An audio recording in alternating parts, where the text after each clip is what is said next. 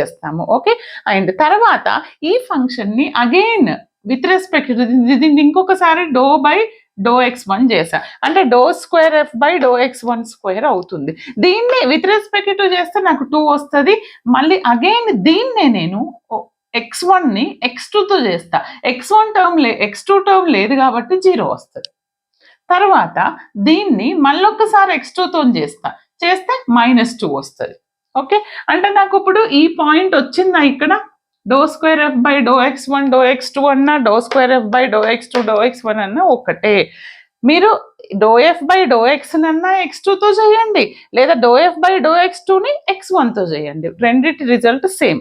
Okay, ఇప్పుడు హెసియన్ మ్యాట్రిక్స్ని ఎలా రాస్తాను అంటే this is my condition. Remember 2/2 3/3లో కూడా చెప్పాను, మన ప్రీవియస్ వీడియోలో ఉంది. ఓకే, నాకు దీని వాల్యూ ఎంత ∂2f/∂x